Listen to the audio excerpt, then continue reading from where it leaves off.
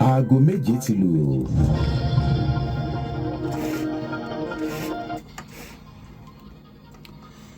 ẹ kú ojúmọ́ gbòógì ìròyìn rèé láti ìkànnì Lasgidi 90.1 FM Samuel Ogunleke ní oníròyìn ṣáájú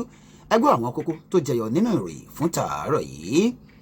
Ààrẹ Bọ́lá Ahmed Tinubu náà ni ó ti ṣèpàdé àtìlẹ́kùnmọ́ríṣe pẹ̀lú àwọn olórí ẹ̀ka iléeṣẹ́ ológun tuntun eléyìí tí wọ́n ṣẹ̀ṣẹ̀ yàn sípò ní Àbújá.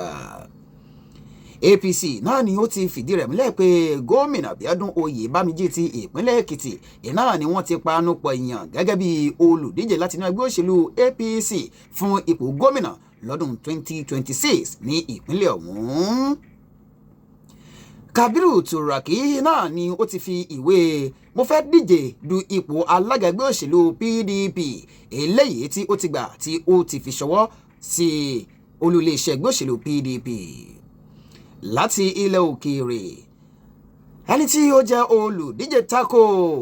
ààrẹ Pọ̀bíyà náà ni ó ti ṣe bẹ́ẹ̀ sọ pé òun kò gba èsì ìdìbò eléyìí tí wọ́n dì. Bàkárì náà ni ó sọ pé màgòmágó ń bẹ nínú ètò ìdìbò ọ̀hún.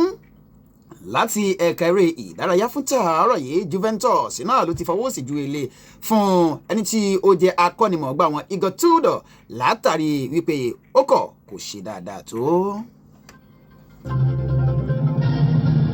Ìròyìn ọ̀hún rèé lẹ́kùnrẹ́rẹ́. Nígbàtí à ń bẹ̀rẹ̀ láti ọ̀dọ̀ ààrẹ Bọ́lá Ahmed Tinubu ààrẹ orílẹ̀-èdè wa Nàìjíríà èyún ààrẹ Bọ́lá Ahmed Tinubu náà ni ó ti ṣe ìpàdé pẹ̀lú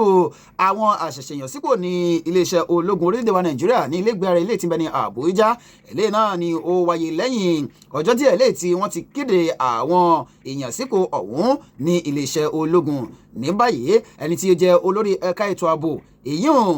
Lieutenant General Olúfẹ́mi Olúyèdè tí ó fi mọ́ olórí ẹ̀ka iléeṣẹ́ ológun orí ilẹ̀ Major General Waheed Shuaib, olórí ẹ̀ka iléeṣẹ́ ológun orí omi Rear Admiral Idi Abbas àti ẹni tí ó jẹ́ olórí ẹ̀ka iléeṣẹ́ ológun ojú òfurufú Air Vice Marshal Sunday Aneke àti ẹni tí ó jẹ́ olórí ẹ̀ka ètò ààbò lẹ́ka ọgbọ́n àtinúdá àti ìfitónilétí Major General Emmanuel Ondendeye iná ni wọ́n wà níbi ìpàdé ọ̀hún. Nínú ìpàdé àtìlẹ́kùnmọ́ríṣẹ́ ọ̀hún náà ni ààrẹ orílẹ̀-èdè wa Nàìjíríà ló ti ṣe àpèjúwe ìyànsípò ọ̀hún ní bí ó ti fi léde ní ọjọ́ Ẹtì tí ó kọjá gẹ́gẹ́ bí ara ìgbésẹ̀ láti mú kí ètò ààbò orílẹ̀-èdè wa Nàìjíríà kí ó lè dúró rè. Bí a sì ti wà ní ọ̀rọ̀ tí ó ní ṣe pẹ̀lú ètò ààbò, àwọn ikọ̀ ológun orílẹ̀-èdè wa Nàìjíríà ti Operation Adinkai náà ni wọ́n ti gbẹ̀mí àwọn agbésùmọ̀mí 10 ọ̀tọ̀ọ̀tọ̀ eléyìí tí wọ́n sì gba àwọn èròjà ogun lọ́wọ́ wọn eléyìí tí ó wáyé ní òpópónà Gamboru sí Dekwa Mata ní ìpínlẹ̀ Borno. Gẹ́gẹ́ bí wọ́n ti sọ eléyìí náà ni ó wà nínú ìfiléde láti ẹni tí ó jẹ́ agbẹnusọ fún ẹ̀ka ọ̀hún yìí Lieutenant Colonel Sani Uba lẹ́ni tí ó sọ pé iṣẹ́ àkànṣe ọ̀hún náà ni ó wáyé ní agbègbè Katako eléyìí tí ó sì jẹ́ pé àwọn agbésùmọ̀mí tí ó tó 50 náà ni wọ́n ṣe bẹ́ẹ̀ tí wọ́n gbẹ̀mí ní ẹnu wọn.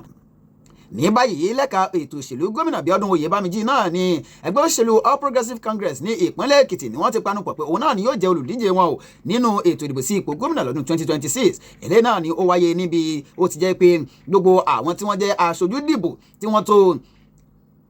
4,585 eléyìí tí wọ́n wá láti àwọn ìjọba ìbílẹ̀ 16 eléyìí tí ń bẹ ní ìpínlẹ̀ ọ̀hún náà ni wọ́n panupọ̀ tí wọ́n sì fi ọwọ́ sí Bíọ́dún Oyèbámíjí nínú ìgbésẹ̀ ọ̀hún lélẹ́yìí tí ó jẹ́ pé ìgbìmọ̀ ẹlẹ́nu 10 tí gómìnà ìpínlẹ̀ Kogi Usman Ododo tí ó jẹ́ alága fún iná ni wọ́n buwọ́ lù ú tí ó sì jẹ́ pé ẹni tí ó jẹ́ olùdíje takò kan gbòógì Àtinúkẹ́ Ọmọláyọ̀ náà ni ó sọ pé òun ti fọwọ́ sí Bíọ́dún Oyèbámíjí ọ̀hún. Ní báyìí ẹni tí ó ti gbà kan jẹ́ mínísítà fún ọ̀rọ̀ iṣẹ́ àkànṣe ní orílẹ̀-èdè wa Nàìjíríà Kabiru Turaki náà ló ti fi fọ́ọ̀mù wípé mo fẹ́ díje du ipò alága ẹgbẹ́ òṣèlú PDP tí ó ti fi sílẹ̀ báyìí ní olú ọ́fíìsì PDP. Turaki lẹ́ni tí wọ́n sọ pé wọ́n ti yàn gẹ́gẹ́ bí ẹni tí wọ́n pa ẹnu pọ̀ fún tí yóò ṣe bẹ́ẹ̀ tí yóò jẹ́ alága ẹgbẹ́ òṣèlú ọ̀hún náà ni ó fi fọ́ọ̀mù rẹ̀ tí ó fi lélẹ̀ ní ọ́fíìsì eléyìí tí ó jẹ́ olú ilé ẹgbẹ́ PDP tí ń bẹ ní agbègbè tí ń bẹ ní agbègbè Maitama ní ìlú Àbújá gẹ́gẹ́ bí wọ́n ti wá sọ wọ́n ní ṣùgbọ́n ẹni tí ó ti gbàgbé jẹ́ gómìnà ìpínlẹ̀ Jigawa Sule Lamido náà ni ó sọ pé òun ò ní gbà látàrí pé wọ́n gbọ́dọ̀ fún òun náà láyè láti gba fọ́ọ̀mù òun torí òun fẹ́ díje tí òun ò sì ní gbà pé kí wọ́n yan òun ní ìpọ̀sí. Lamino náà ni ó ṣe bẹ́ẹ̀ tí ó kéde wípé òun ò fọwọ́ sí wípé wọ́n yan ẹnìkan ò yíùn ní ọjọ́ Monday ọjọ́ Ajé. Ní báyìí ẹ jẹ́ ká lọ sí ilẹ̀ òkèèrè níbi tí ẹni tí ó jẹ́ olùdíje alátakò Isa Bakari nínú ètò ìdìbò sí ipò ààrẹ tí ó wáyé ní orílẹ̀-èdè Cameroon tí ó ti kọ bí wọ́n ṣe ṣe àtúnyàn ààrẹ Paul Biya tí ó sì ṣàpèjúwe ètò ìdìbò eléyìí tí ó wáyé ní ọjọ́ 12 nínú oṣù kẹwàá gẹ́gẹ́ bí ètò ìdìbò àrẹ̀kú. Bakari lẹ́ni tí ó ṣe ipò kejì pẹ̀lú ìdá 45 kó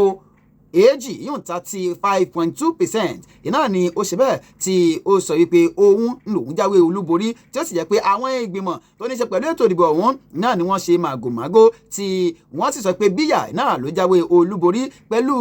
ìdá 350 kó èje 53.7%. Gẹ́gẹ́ bí ó ti wá sọ ọ̀rọ̀ ọ̀hún tó ti kọ̀ iná ni àwọn èèyàn ni wọ́n ti ṣe bẹ́ẹ̀ tí wọ́n ti bẹ̀rẹ̀ ìfẹ̀hónúhàn ní tìbútòrò àwọn ilẹ̀ gbogbo tí ó fi mọ́ Douala níbi tí èèyàn 4 tí wọ́n ti gbé ẹ̀mí mì àti Garoua níbi tí èèyàn 2 náà tí ó tún gbé ẹ̀mí mì nínú ìfẹ̀hónúhàn eléyìí tí ó súnmọ́ ilé Bakari. Wọ́n ní àwọn ẹ̀ṣọ́ aláàbò iná ni wọ́n ti kó lọ sí Yaoundé eléyìí tí ó sì jẹ́ pé wọ́n ti kó wọn sí àwọn agbègbè míì lójúnà àti lè rí dájú wípé